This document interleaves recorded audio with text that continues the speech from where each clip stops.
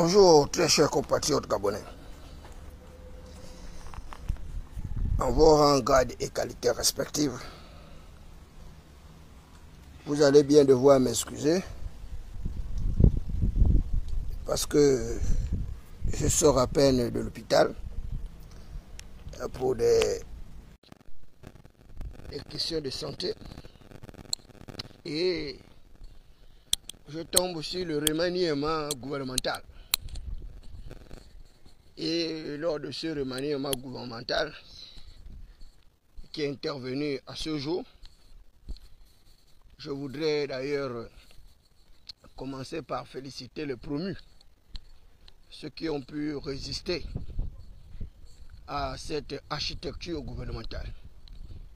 Le premier en tête de cette résistance n'est rien d'autre que l'actuel Premier ministre, chef de gouvernement, Raymond Donsima. Et d'ailleurs, hier, je le disais que ce gouvernement est anticonstitutionnel. C'est un gouvernement anticonstitutionnel pour la simple raison que nous avons adopté une constitution qui consacre le régime présidentialiste rigide. Un régime présidentialiste rigide que nous avons adopté à 92%. Donc à l'heure actuelle, la présence d'un Premier ministre ne se justifie pas. Elle ne se justifie pas d'après la constitution que nous avons adoptée. Mais comme nous sommes au Gabon et que c'est le seul pays où les gens ne respectent pas l'état de droit, et maintenant nous apprenons en ce moment qu'il y a l'existence de ce nouveau gouvernement et Donsima a été maintenu à la tête de cette architecturation gouvernementale. Et l'une des spécificités de ce nouveau gouvernement, c'est que nous avons deux ministres d'État. Et nous avons d'abord le vice-premier ministre chargé de la planification, qui n'est rien d'autre que Baro Chambrier. Cela n'aura étonné personne, de toutes les façons, que Baro Chambrier soit reconduit comme vice-premier ministre chargé de la planification. De toutes les façons, il a le profil qualificatif qu'il faut. Et les gens avaient déjà vendu très moins cher la peau de Donsima, sachant bien qu'en prévision justement de l'intransigeance et de la subjectivité de Donsima, il allait certainement être remplacé par Baro Chambrier. Donc c'est une carte de réserve pour le CTRI. Et Baro Chambrier a été maintenu au poste de vice-premier ministre chargé de la planification. Je voudrais donc saluer ce que j'avais dit il n'y a pas longtemps pour les pseudo-activistes qui avaient voulu faire de Camélan Toutoum leur punchball. Ceux-là qui ont tout fait pour vouloir décrier cette personnalité politique qui fait d'ailleurs son bon nombre de chemin grâce à sa capacité, son ingéniosité. Camélan Toutoum que les activistes avaient voulu faire mordre de la poussière en vendant ça pour très moins cher. Et qu'à Dieu ne plaise, moi David Birakouma, je m'étais insurgé contre l'attitude de ces personnes et je leur avais dit qu'au Parti démocratique gabonais, tous les membres du comité permanent du bureau politique ont terminé leur course au Premier ministre. Et Carmélia est la seule qui n'a pas pu atteindre cet objectif, quand bien même elle est membre du comité permanent du bureau politique du Parti démocratique gabonais dans la province de l'Est. Et d'ailleurs, c'est la plus jeune qu'on a connue de tous les temps, diplômée de l'ENA de Paris. Et là, nous apprenons sa fulgureuse en sanction en qualité de ministre d'État chargé de l'éducation nationale. Je voudrais donc une fois de plus remercier cette compatriote pour son expertise et son professionnalisme. Aujourd'hui, le ministère de l'Éducation, qu'on le veuille ou pas, eh bien, il y a une espèce de stabilité et qui est imposée par cette compatriote dont le caractère, le courage, la détermination, la force arrivent à faire corps avec notre leader justement de la commune de Toum. Donc je voudrais féliciter Camélan Toutoum pour sa reconduction et pour son apogée, son évolution significative en qualité de ministre d'État chargé de l'éducation. Je voudrais également féliciter un autre personnage. C'est le général Flavien Zengue Nzondo, qui est monté ministre d'État également. Et Flavien Zengue Nzondo, que tout le monde connaît pour la rigueur de son esprit, mais également pour ses initiatives en faveur justement de la recherche, de la réhabilitation de notre réseau routier. Flavien Zengue Nzondo est désormais ministre d'État. Et Flavien Nzengue Nzodo, que vous connaissez très bien, qui fut d'ailleurs ancien garde corps du chef de l'État, s'est toujours caractérisé par une certaine humilité. C'est un acteur politique que d'aucuns ne pourront pas reprocher trop grand-chose parce que c'est quelqu'un qui ne cherche pas trop de problèmes avec qui que ce soit. C'est quelqu'un qui a une forte humanité, une solidarité, mais également une générosité à l'égard des tierces personnes. Donc vous avez ces deux ministres d'État. Et je voudrais m'insurger contre le maintien de Chalomba. Chalomba qui est d'ailleurs aux prises à plusieurs déboires. Des déboires de son directeur de cabinet qui a volé, chiffonné les deniers publics et qui est actuellement en prison. C'est quand même regrettable et c'est inconfortable de voir que Chalomba soit reconduit au sein de cette architecture gouvernementale.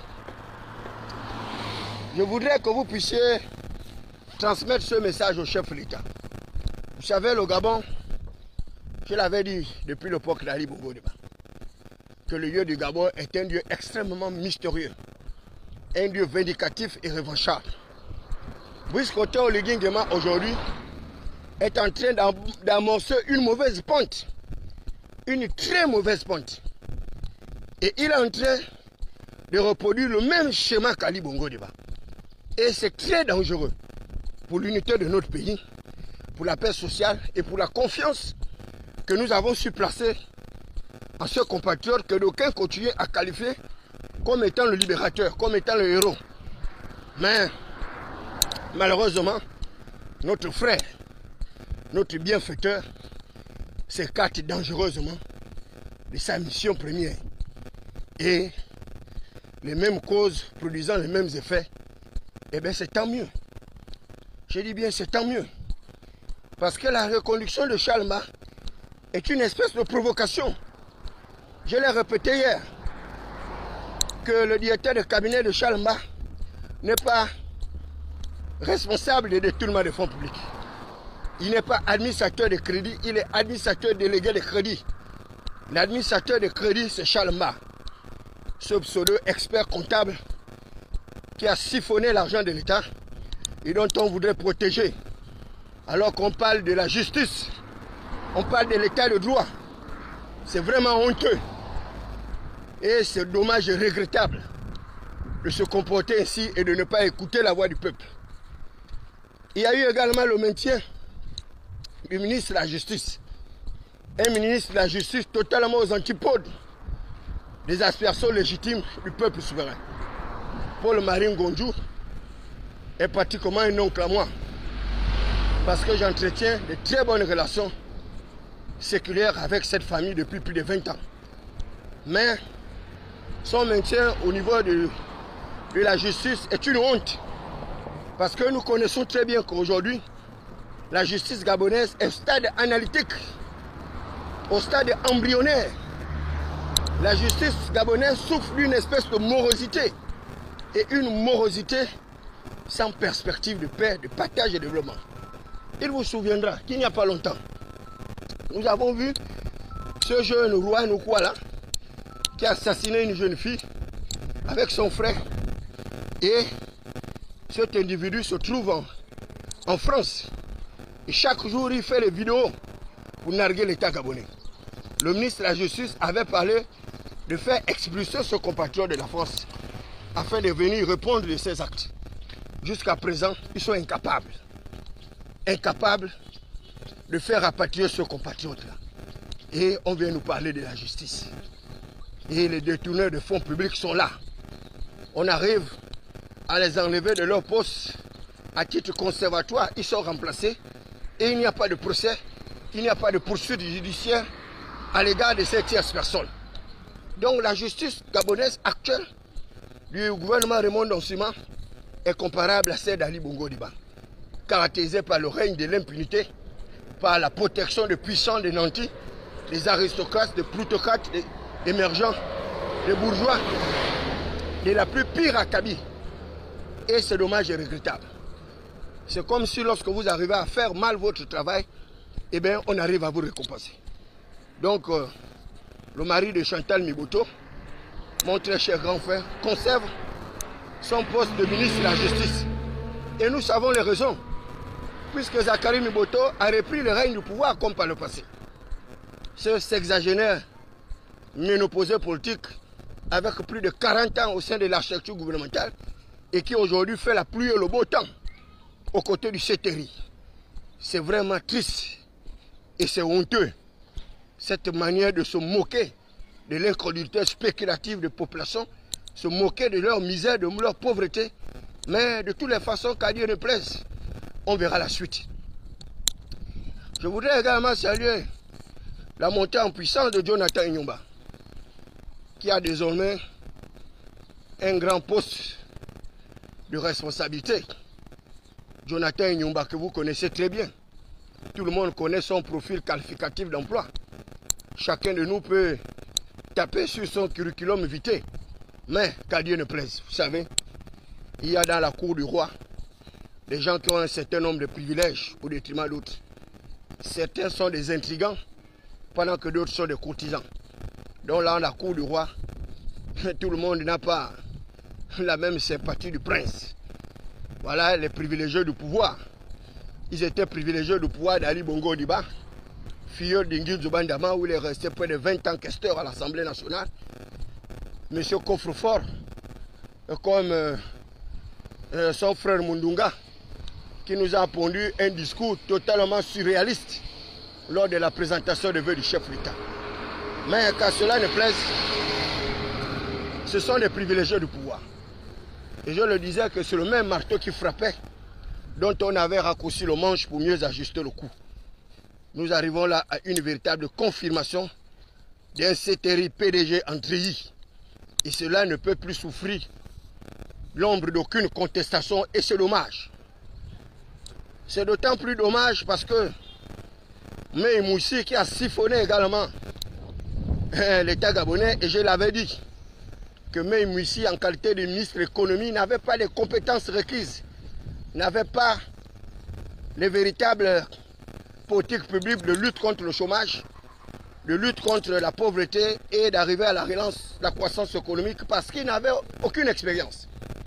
C'est un économiste des cabarets des faubourgs de Paris et des quartiers malfamés justement de l'Hexagone. Il a été parachuté à pieds joints comme ça comme ministre de l'économie.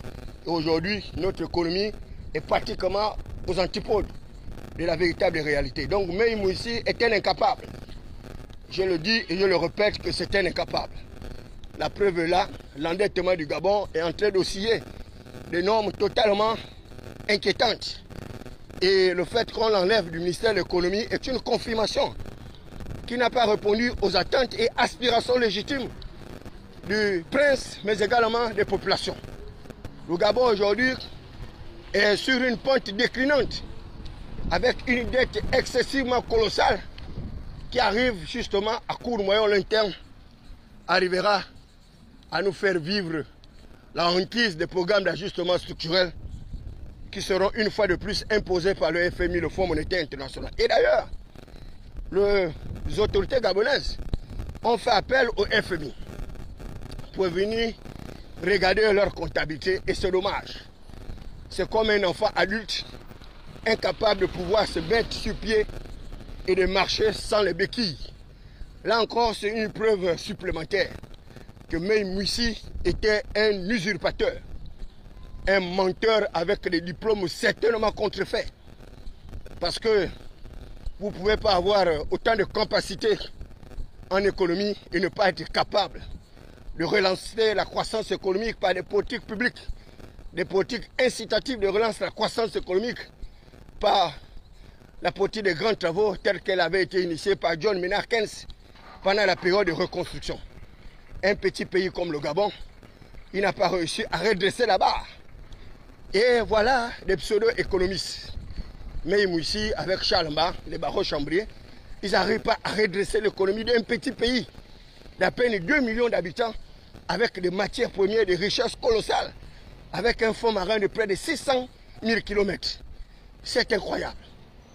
Un pays avec autant d'opportunités Et on n'arrive à rien faire. On n'arrive à rien faire. Le taux de chômage arrive à s'étendre au-delà de la moyenne pour un petit pays. Considéré d'ailleurs comme un scandale géologique, un scandale halieutique, un scandale minier, un scandale financier. Mais regardez comment ces gens-là ont détruit notre système économique. Ils n'ont même pas pu mettre en place des politiques budgétaires, des politiques restrictives, des politiques d'incitation justement à la relance, à la croissance économique en investissant dans le progrès, le développement de nouvelles technologies, la lutte contre la corruption et autres. Donc même ici fait partie de ceux-là qui ont une fois de plus jeté notre pays dans un engrenage. Et c'est triste, c'est dommage et regrettable. Et là, pour couronner le tout de sa gestion scabreuse, apocalyptique et scatologique, voire kleptomatique de nos deniers publics, on l'a maintenu au gouvernement, mais on l'a donné le poste de l'environnement et autres. Vous savez très bien que dans l'environnement, il y a également beaucoup d'argent là-bas. Et je préfère m'arrêter sur ces personnages-là, ces personnages assez lugubres pour l'économie de notre pays, parce que je doute d'ailleurs des 126 000 emplois qui ont été préconisés pour l'année 2025. Voilà un pays en difficulté financière, un pays à la recherche de fonds pour pouvoir financer le progrès et le développement. Et on augmente cette architecture gouvernementale à travers des dépenses publiques ostentatoires. Parce que lorsqu'on crée 2 postes de ministre d'État, eh bien c'est de l'argent public qu'on va encore dépenser. C'est des cabinets qui vont une fois de plus avoir des moyens plus lourds pour pouvoir une fois de plus satisfaire leur curiosité, leur fantasmagorie, leur appétit gourmand. Et voilà des individus comme ça qu'on qualifie d'économistes qui chaque jour augmentent les dépenses de l'État. Et ce sont eux encore qui ont suscité ces politiques querelleuses initiées par le chef de l'État, par la défixation justement de l'entrée au concours au sein de nos différents institutions, les PCA, l'ENA, l'INGS et autres. Ce sont eux qui ont suscité le paiement des rappels sur sorte, qui ont suscité justement le règlement des situations administratives des agents publics, mais avec pour quelles conséquences, si ce n'est l'augmentation de la masse salariale.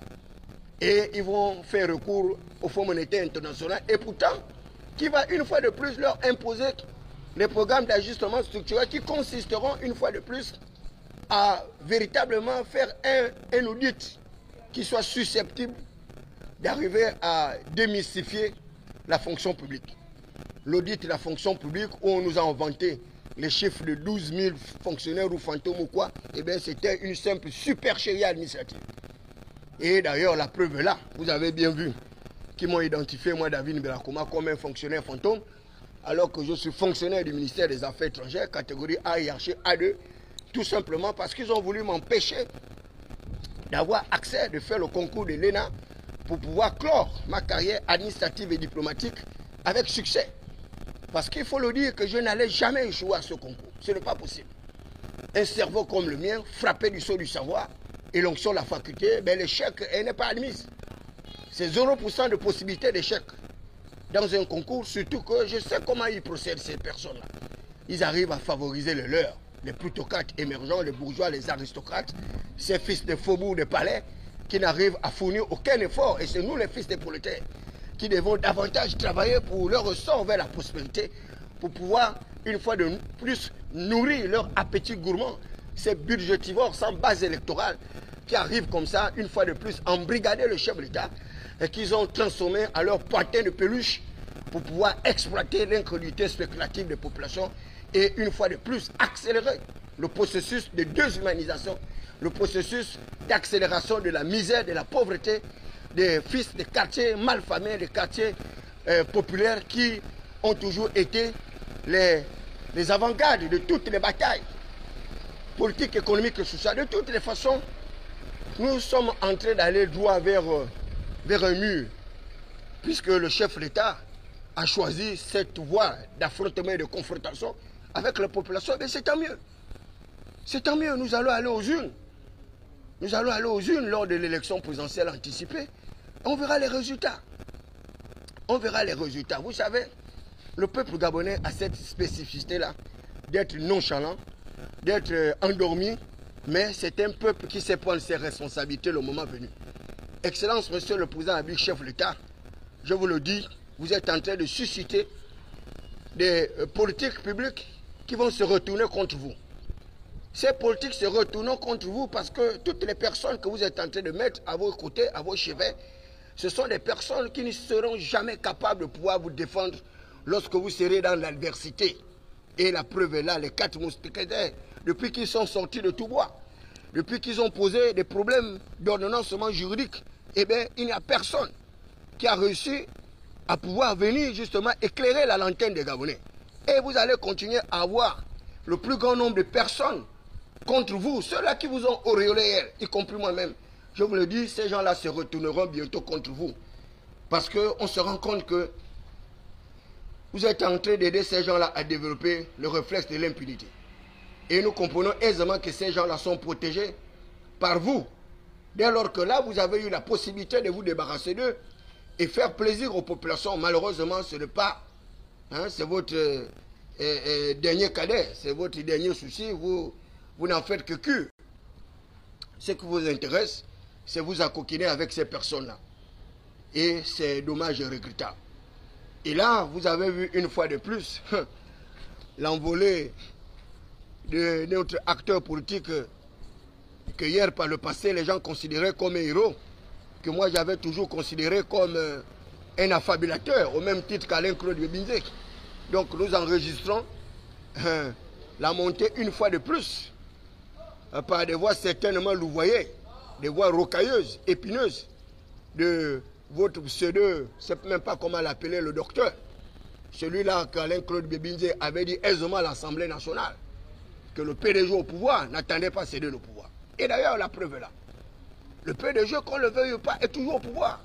Il n'attend pas céder le pouvoir, puisque les membres du Parti démocratique gabonais continuent à gravir leurs échelons, continuent à occuper des postes de responsabilité, de très hautes responsabilités, et il n'en sera pas autrement.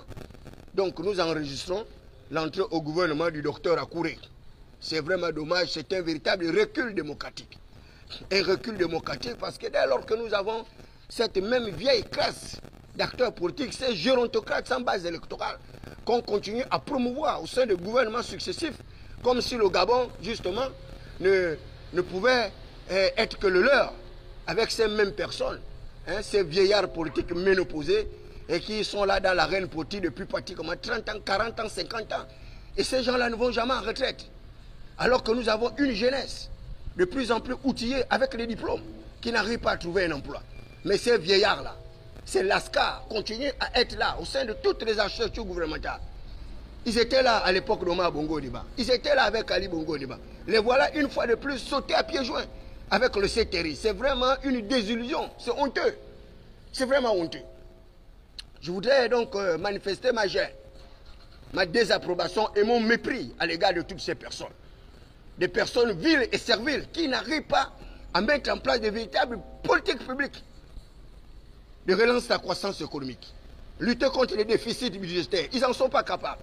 Chaque jour, ils causent davantage les déficits budgétaires à l'intérieur de notre système étatique. Comment un État qui est en difficulté justement de paiement de sa dette extérieure, ce n'est même pas la dette qu'ils arrivent à payer, mais les intérêts de cette dette-là, et un bon matin, on se lève pour réorganiser l'architecture gouvernementale et on augmente les dépenses publiques. On crée des ministres d'État de nouveau. Vous êtes quel genre d'économiste? Et lorsqu'on vous dit que vous êtes des piètres économistes, vous êtes là pour détruire le pays. Vous n'êtes pas là pour reconstruire les piliers d'un véritable Gabon qui puisse sortir justement le peuple de la paupérisation, de la misère et de la précarité. Vous êtes des véritables gourous. C'est vous, à la limite, vous êtes des maîtres chanteurs. Mais vous savez, ce pays-là, vous ne le connaissez pas. Vous ne serez jamais en osmose avec les génies du Gabon. Le Dieu du Gabon est un Dieu mystérieux. C'est un Dieu qui châtie les méchants. Et je vous le dis, il finira par vous surprendre. Je l'avais dit à Ali Bongo Ondimba, qu'il ne sera pas le prochain président du Gabon. Parce que l'Éternel en avait décidé autrement. J'avais dit à Ousseini Ossa de prendre son argent, de quitter le Gabon, de repartir chez lui au Bénin avec toute sa fortune. Sans quoi il courait le risque de se retrouver en prison. Osseni en prison. Je l'avais dit à mon frère Noudine Bongo Valentin, avec sa mère, la vieille Jézabel, la régente. Hein? Je lui avais dit de quitter le pays avant qu'il ne soit trop tard. Parce qu'ils se retrouveront en prison. Ils n'ont pas voulu m'écouter. Actuellement, ils sont en prison, en train de demander pardon au peuple gabonais. Mais de qui se moque-t-on? Ils arrivent à se plaindre des conditions de vie lamentables à l'intérieur de leur espace carcéral, où ils n'ont plus droit au saumon, ils n'ont plus droit au fromage, ils n'ont plus droit aux choucroutes, hein, aux mets succulents qu'ils étaient en train de manger dans les palais de la présidence de la République. Donc, continuez à blaguer. Vous savez, la Bible déclare que l'Éternel est celui qui institue les princes et les autorités. C'est lui qui établit les rois. C'est l'Éternel qui établit les rois. Le système de royauté, c'est l'Éternel qui les établit. Et cette même Bible dit que c'est l'Éternel qui renverse ses autorités sans aucune intervention humaine. Donc si vous pensez à tort ou à raison que le CTRI a été à l'origine justement de la transformation de notre système étatique par la chute inéluctable d'Ali Bongo Ondimba, eh bien vous avez tort de penser cela. Vous avez tort de penser cela. L'Éternel vous a préservé une fois de la chute inéluctable. Et vous a encore protégé une deuxième fois. Je vous informe que cette troisième fois, l'Éternel ne vous protégera plus. Et ce pays-là va se retrouver là où il devra se retrouver. Avec toutes les politiques d'affrontement et de confrontation. Nous allons aller aux élections. Nous allons voir comment les élections vont se passer. Nous allons voir comment les militaires vont gérer cette période post-électoraliste. Et on verra la suite. Mais malheur à ceux-là qui vont tomber pendant cette période électoraliste. Je dis bien malheur à eux. Parce qu'il y a des gens qui vont tomber de toutes les façons. Qu'on le veuille ou pas. Et c'est dommage et regrettable. Les Gabonais ont mis leur espérance sur le CTRI. Mais le CTRI aujourd'hui est en train de désenchanter cette jeunesse-là qui a cru en un héros, en un libérateur, qui malheureusement s'acoquine avec ses copains, avec ses coquins, ses consanguins, ses fantassins, et cette espèce de maroquinerie aujourd'hui qui arrive à étouffer le peuple comme une chape de plomb. C'est vraiment dommage et regrettable. Et je voudrais manifester mon mécontentement, ma gêne, ma désapprobation, quand bien même je suis un pseudo soutien du chef de l'État, et je l'avais déjà dit, que moi, David Mbelakouma, je ne ferai jamais un kounabéliste de bas étage.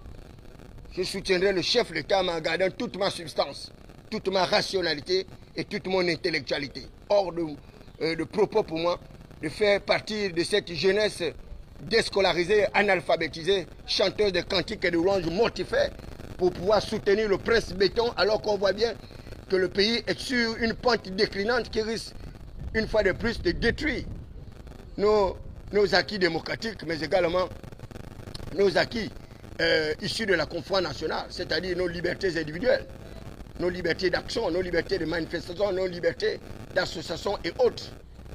Allez, bonne journée à tous. C'est vraiment un jour sombre pour David Mbelakouma. C'est dommage et regrettable. Merci de votre bien aimable attention. Gardez le coup, continuez à espérer contre toute espérance, comme on vous fait quoi. Mais je le dis comme le disait mon père Omar Bongo Ondimba, que celui qui vit d'espoir sans lendemain finira par mourir de faim. Et ils sont nombreux comme ça qui sortiront de cette transition sans aucune gargote, sans aucune beuverie. Et ce serait triste et regrettable. Ils auraient perdu 2 années de vie inutilement. Hein, en espérant contre toute espérance, alors que nous avons au milieu de nous des véritables Nabucodonosor. Des véritables Nabucodonosor. C'est vraiment dommage et regrettable. C'est dommage et regrettable.